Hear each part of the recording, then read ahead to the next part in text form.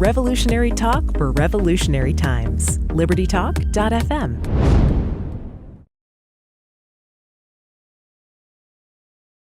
Hello, this is Ron Paul with your weekly update for Monday, April 10th. Thursday's U.S. missile attack on Syria must represent the quickest foreign policy U-turn in history.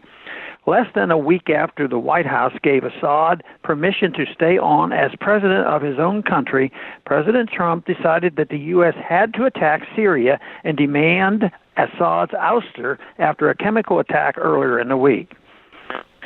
Trump blamed Assad for the attack, stating that something is going to happen in retaliation, and less than 2 days later, he launched a volley of 59 Tomahawk missiles at a cost of $1.5 million each onto a military airfield near where the chemical attack took place. President Trump said it is in the vital national security interest of the United States to attack Syria over the use of poison gas. That's nonsense. Even if what Trump claims about the gas attack is true, and we've seen no evidence that it is, there is nothing about an isolated incident of inhuman cruelty thousands of miles from our border that is in our vital national security interest. Even if Assad gassed his own people last week, it hardly means he will launch a chemical attack on the United States, even if he had the ability, which he does not.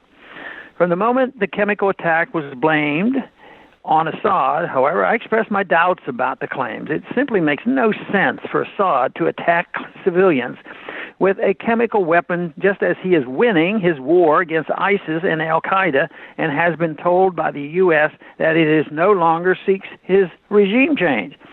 On the verge of victory, he commits a suicidal act to no strategic or tactical military advantage. More likely, the gas attack was a false flag by the rebels or perhaps even by our CIA as a last-ditch effort to forestall a rebel defeat in the 6-year war. Would the neocons and the mainstream media lie to us about what happened last week in Syria? Of course they would. They lied to us into attacking Iraq. They lied us into attacking Gaddafi. They lied us into seeking regime change in Syria in the first place. We should always assume they are lying. Who benefits from the U.S. attack on Syria? ISIS, which immediately after the attack began a ground offensive. Does President Trump really want the U.S. to act as ISIS's air force?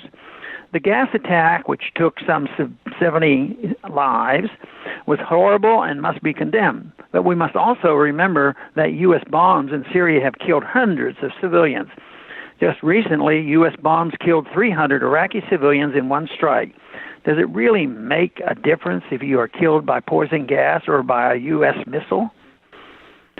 What's next for President Trump in Syria? Russia has not backed down from its claim that the poison gas leaked as a result of a conventional Syrian bomb on an ISIS chemical weapons factory. Moscow claims it is determined to defend its ally Syria. Will Trump unilaterally declare a no-fly zone in parts of Syria and attempt to prevent Russian air traffic?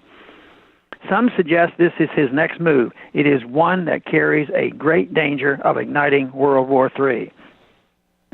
Donald Trump's attack on Syria was clearly illegal. However, Congress shows no interest in reining in this out-of-control president. We should fear any U.S. escalation and must demand that our representatives prohibit it. If there ever was a time to flood the Capitol Hill switchboard demanding an end to U.S. military action in Syria, it is now.